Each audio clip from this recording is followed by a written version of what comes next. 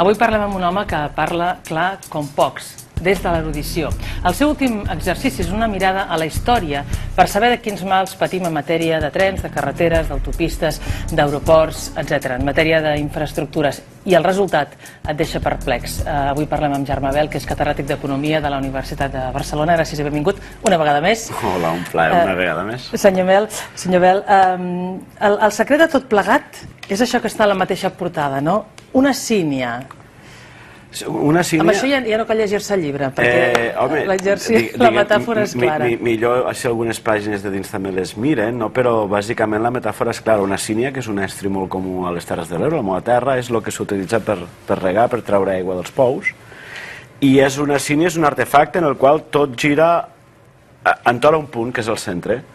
I la política de transports d'Espanya porta 290 anys, des del 23 d'abril del 1720, fomentant que tot gira alrededor d'un punt que és el centre, que és Madrid. Per això la sínia és la metàfora de la política de transports. El que no tenim del tot clar és qui són els ases, qui són els burros que la fan girar. Home, si veiem on estem geogràficament... Per això val la pena llegir el llibre. El llibre, que es diu Espanya, capital, París, és una provocació, però vostè ho documenta, això. De fet, diu que sempre hi ha hagut la intenció de fer de Madrid un París a Espanya. I que s'ha aconseguit, diu. Sí, jo és que no crec exactament que sigui una provocació, perquè seria una provocació si el llibre parlés de Carla Bruni, no? O de Sarkozy, però de fet el llibre el que parla, o la interpretació a la que s'arriba, és un llibre fet per intentar entendre... Deixa'm dir, un ganxo, doncs. És un ganxo, probablement sí, no? És que la primera vegada que vaig parlar amb l'editor i vam parlar de ficar un títol del tipus Mercat transversal estat radial, me va dir que això no. Llavors, la idea és que per entendre aquest llibre està fet per entendre per què les polítiques de les darreres dècades a Espanya, en aeroports, ferrocarrils, carreteres, són tan diferents de la resta del món desenvolupat. Per entendre això, una de les coses que a vegades serveix és ficar la llum de la història, la perspectiva de la història, per veure si hi ha un patró de fons, si hi ha alguna regularitat. I una de les interpretacions a la que arriba el llibre és que realment al segle XVIII, després de la Guerra de Successió, se formula un projecte que tenia molta lògica que es formulés, que era fer una Espanya com França, que era el país més exitós a l'època i era el país dels que havien guanyat la Guerra de Successió, en una capital, Madrid, com París, que era la capital més exitosa d'Europa del moment i era la capital d'on havien vingut els que van guanyar la Guerra de Successió. Per tant, fer una Espanya com França en un Madrid com París és el que dona joc a Espanya, capital, París. Perquè primer vostè diu era una seu administrativa, després la seu de la cort i per tant del poder polític, i ara ja finalment han aconseguit que sigui una seu econòmica. I això en els últims anys, de la transició cap aquí. Madrid és la corona de la monarquia hispànica, que estava composada per la corona de Castella i Navarra i per la corona d'Aragó, no té una seu permanent, era una seu itinerant, fins al 1561, que es designa Madrid com a seu, i que excepte en 5 anys que va estar després a Valladolid ja queda com a seu permanent. Però llavors era una seu bàsicament de tipus administratiu, bàsicament només afectava la corona de Castella, perquè la monarquia tenia un control polític molt reduït sobre la corona d'Aragó, que tenia sobirania tributària, sobirania militar, etc. Després de la Guerra de Successió passa a ser allò del 1714, Del 1714, del 1702 al 1714, passa a ser una capital política. Per què? Perquè la corona de Castella agarra control polític de tota Espanya. Per tant, Madrid passa de capital administrativa, simplement administrativa, a capital política, més a més que administrativa. Però durant segles les capitalitats econòmiques a Espanya han estat més diverses i particularment Barcelona i Catalunya han exercit un paper important. Segurament en algun moment de final del segle passat, de final del segle XX, entorn a la dècada dels 90, Madrid assoleix també l'estatus de capital econòmica per capacitat de creació de riquesa, per concentració de poder econòmic, concentració de poder audiovisual, hi ha molts elements. I en aquell moment en quan s'ajunta la condició de capital administrativa amb capital política, amb capital econòmica, esdevé una mena de capital total. Una mena de capital total que dins d'Espanya faria el paper que París fa a França salvant les diferències entre Espanya i França. Tot i que després llegirem a l'epíleg, sembla ser que ha anat més lluny Madrid en la seva centralitat que París fins i tot, perquè quan es planeja el TGV, la idea és, el TGV o l'AVE, és unir totes les capitals de província amb Madrid. Ja veurem el tema del TGV, però és molt interessant l'exercici històric que vostè fa en forma de mapes, que és quan es veu més clar, segurament, no? Que és, si ho vol explicar vostè mateix, un mapa que veurem ara, del segle XVI, 1500 i tants, com eren els camins i les carreteretes que hi havia en aquella Espanya del segle XVI, que encara no tenia el concepte radial, sinó que venien heretats dels romans, no? Més concepte de xarxa, de xarxa de malla, no? I ho podem veure de seguida, perquè és interessant veure com en menys de 2... Sí. Este mapa el que ve a dibuixar és els itineraris més freqüentats per viatgers a mitjans del segle XVI. I és un mapa d'itineraris molt semblant al que hi havia a l'època dels romans, i els romans tenien un sistema en què els itineraris els feia el comerç. I normalment el comerç, l'activitat econòmica, era el que donava la importància a les vies. I este mapa, que és el mapa que reben els Borbons, com si diguéssim, són els itineraris més freqüentats, el que ve és a retratar que a la part de dalt de Castella i Lleó, entre Burgos i Valladolid, entre Barcelona i València, i a la part de baix Andalusia, hi ha diferents gruixos de comunicacions, i després també n'hi ha al mig, que és on se cruzen.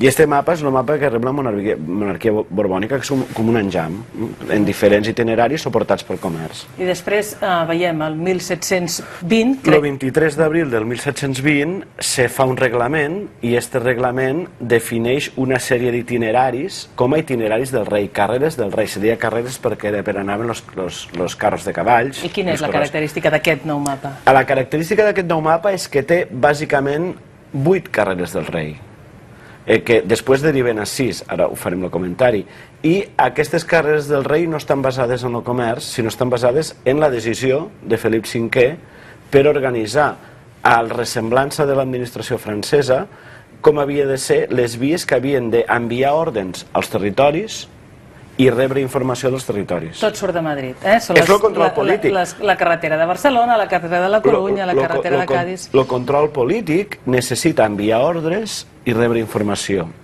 pel qual és fonamental els sistemes de correus. I això és el que s'intenta fer. La cosa és bonica, bonica no és descriptiva, perquè en el mapa d'abans, si recordem, eren itineraris basats en l'activitat econòmica, és a dir, al final eren els municipis els que havien de pagar les carreteres, eren els municipis els que havien de pagar les reparacions, i per això donava aquella mena d'enjams que comentàvem. Clar, quan els Borbons, quan Felip V fa el mapa nou, lo defineix en el reglament, els municipis no ho paguen, perquè el comerç no s'estructurava per allí. I llavors, 27 anys després, el 1747, necessiten fer una cèdula real que diu, bueno, a partir d'ara, i per primera vegada des dels romans, el tresor de la corona, el que avui en dia en diríem pressupost general de l'Estat, pot pagar les carreres del rei. I el 1761, Carles III fa el pla de fomento, i diu, el pressupost de la corona, el tresor de la corona, pagarà les 6 carreres radials, que són les 6 radials de sempre, que pareixia que havien sortit de forma espontània. Doncs el pla de fomento de Carles III el que fa és aprovar pressupost per pagar les 6 carreteres radials, i la resta les havien de pagar els interessats. I aquest és el patró de fons de la política d'infraestructures a Espanya. Una llei que articula, des del 1720, una llei que articula les comunicacions convergint a Madrid, algun instrument legal que hi deixa pagar pel pressupost, i un pla d'execució, un pla de foment que concentra el finançament del pressupost a les connexions radials. Per tant, les vies no es fan en funció de l'eficiència i del tràfic que hi ha en un lloc determinat, sinó perquè el poder polític decideix que vol des de Madrid anar més ràpid a algun lloc. Una de les coses que es fa al llibre és comparar què ha passat les poques vegades en què s'ha prioritzat les vies que les pagués el comerç a través de peatges, molts primers trens que els promovien grups privats, i en les ocasions en què al principi, molt inicialment, les vies les pagava el comerç, l'activitat econòmica, les primeres vies de modernització es fan al corredor de la Mediterrània i a la Vall de l'Ebre. no es fan radials. Perquè el primer tren i el primer autopista de peatge van ser a Catalunya, precisament. El primer tren és de Però no perquè el poder polític ho decidís. Efectivament, eren programes finançats per usuaris, per tant tenien que recurrir necessàriament a els diners que generés l'explotació de la infraestructura, pagat per usuaris, mercaderies o passatgers. Quin és el primer tren? Barcelona-Mataró. Quina és la primera autopista de peatge? Frontera-Alacant. Quin és el segon eix? El corredor de la Mediterrània. Això és el mercat transversal, el mercat no és radial. Quan el mercat paga, quan el mercat ha pagat, les infraestructures no eren radials, però o en principi o en algun moment donat el pressupost de l'Estat, recorda el tresor de la corona, fa quasi 300 anys, el pressupost de l'Estat ha entrat radialitzant. I en un cas ja com el de l'AVE, que el mercat mai hagués fet un quilòmetre, a Espanya, a altres països sí, en el cas de l'AVE, com no hi ha mercat, d'entrada el disseny és des del quilòmetre zero. Tenim el mapa de l'AVE, que es veu el que hi ha fins ara i el projecte fins al 2020, i repeteix aquesta radialitat. Els traços una mica més gruixuts, que es veuen si un situa al mig a Madrid, anant a Barcelona, anant a Valladolid i anant al sud. A més, s'hi hauria d'afegir València. Quan el mapa estava fet, València encara no havia entrat en servei, el Madrid-València. Ara encara no, ja s'ha aprovat per a desembre entrar en servei. Aquests traços més gruixuts són els que ja funcionen i la resta són els trams que s'han de fer en la perspectiva fins al 2020. Això procedeix d'un propòsit molt específic, molt concret, expressat per l'antic president José María Aznar el 25 d'abril del 2000 a les Corts, al segon debat d'investidura d'ell. I el propòsit era, expressat, diguem, literalment, ficar totes les capitals de província d'Espanya a menys de 4 hores del centre geogràfic de Madrid. Després ja s'ha anat rebaixant a 3 hores i mitja. I l'únic propòsit de l'AVE és aquest. L'AVE no s'ha formulat... Després s'han dit coses de tipus tecnològic, mediambiental, que és tot molt barat, és duros sevillanos, no cal hi pots entrar-hi ara. Però el propòsit de l'AVE formulat, no cal analitzar-ho, és tal qual, és connectar totes les capitals de província en Madrid. I per això, si un se fixa en el mapa i el mira fora de Madrid, se pot veure que entre els plans del govern no hi ha connectar Castelló i Tarragona. Entre els plans del govern no hi ha cap via Castelló-Tarragona. Perquè és que, i aquí això algunes vegades estranya a la gent, però com no tenir una connexió en alta velocitat? Jo crec que no té sentit arreu d'Espanya, aquí tampoc, però com hi ha tantes de connexions d'alta velocitat a León, a Àvila, a Santander per Palència, com no es completa l'alta velocitat, més de 250, en ample internacional, entre Tarragona i Castelló, perquè es vegi de València a Barcelona? És perquè no havien entès el plan. El plan és connectar totes les capitals de província a Madrid. Castelló connecta per València i Tarragona connecta per Lleida. Vostè diu que és un cas únic a Europa, perquè és el país que tindrà més vies d'AVE de llarg i que serà el segon del món. I que no respon a uns criteris d'eficiència, això. Al desembre d'aquest any, quan per ser curosos, a desembre, quan comença a operar a mitjans de desembre l'AVE de Madrid a València, Espanya serà el segon país del món després de Xina en quilòmetres de tren a més de 250 km per hora. Més que els dos països que el van inventar, Japó al 64 i França al 81, París-Lyon. Però amb una particularitat. Per cada passatger que viatja a Espanya en AVE, per cada un, a França en viatgen 6 o 7. Per cada passatger que viatja a Espanya en AVE, comptant els que utilitzaran el de Madrid-València, al Japó en viatgen 15. Vostè s'imagina quants menys passatgers tenim?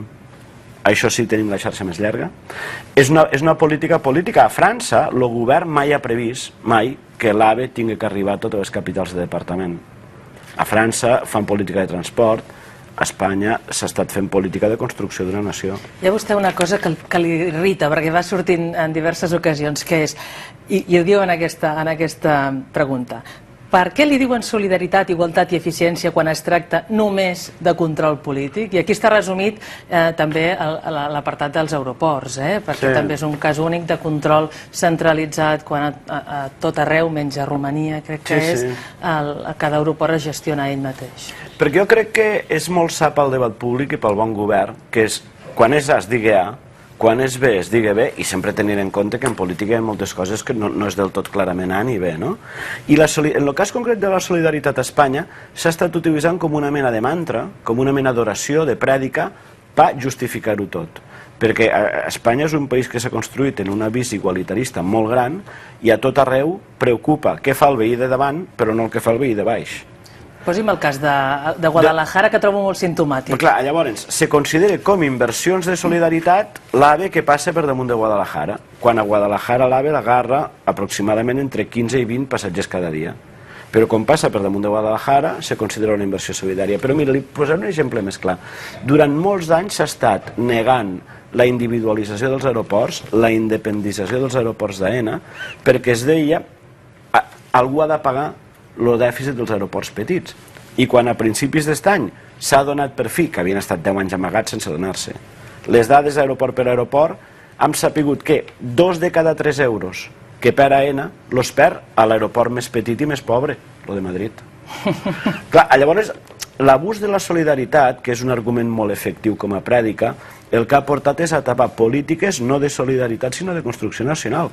Amb l'AVE més o menys passa el mateix. Se portarà l'AVE a capitals petites o mitjanes que l'únic que faran serà perdre activitat econòmica en favor de Madrid. I en això se li diu solidaritat. I això és a ratlla patètic. Vostè acaba amb una reflexió, un punt pessimista, diu, temes com aquests, ja mirem cap al futur, temes com aquests marcaran l'agenda de la política territorial en l'Espanya que ve i em sembla plausible que condueixin a canvis en la direcció que la majoria, o en tot cas una part suficientment decidida de la societat espanyola, desitja. El resultat pot acabar sent un país com França, que probablement haurà deixat de ser l'Espanya que hem conegut. Què vol dir amb això? Bé, jo penso que realment una part molt important de la població espanyola, no sé si majoritària, però podria donar-se el cas que hegemònica, estigui molt cansada d'un experiment en el que no han cregut mai, que els desorienta i els té angoixats, que és el de la descentralització política i l'estat plural. I probablement les discussions dels propers 10 anys no tindran tant que veure en infraestructures i transports, en aquest sentit això és un llibre d'història, sinó més aviat en qüestions com, per exemple, la recentralització de l'Estat, la recuperació per part del govern central de competències educatives en matèria lingüística, perquè, i connectant, clar, podríem dir que ja s'ha arribat a una situació en què Madrid és el París d'Espanya, però com París sempre ha sigut París, i Madrid no, al Madrid, al París d'Espanya, li fan falta moltes polítiques, perquè Espanya no és com França, i la pregunta gran és, i un París d'Espanya pot està sense tenir un país com França? I és molt possible que la política espanyola vulgui apretar una conversió d'Espanya en França. Clar, la meva reflexió és que això no és inviable perquè potser sigui un projecte que la major part de les èlits i la societat espanyola volen, però clar, si es fa un país com l'Espanya que ha sigut sempre, si es converteix en França, doncs, com dia Ortega i Gasset, ja no serà Espanya, serà una altra cosa. Com serà? No ho sabem. Deixem-ho aquí. Fa només uns dies, la cambra creu que falten 2.000 milions per complir l'Estatut. S'estan complint les inversions de l'Estatut i parlem de l'actualitat i li demano brevetat. Doncs mire, en definició del pressupost, molt matusserament. En execució no, ja ho sabíem. Això m'ho hem sapigut sempre, a tots, els que ho van signar també. És a dir, que a Catalunya, diguem, a vegades siguen coses que saben que no es compliran, però també hem tingut una espècie de anem sortint del pas, que, en fi... Aquí li surt la malícia, Home, és que... Senyor Germà Bel, moltíssimes gràcies. Per qui vulgui, Espanya Capital, París, gràcies una vegada més. I seguirem. I seguirem parlant, perquè aquest tema dona. Molt bé, gràcies.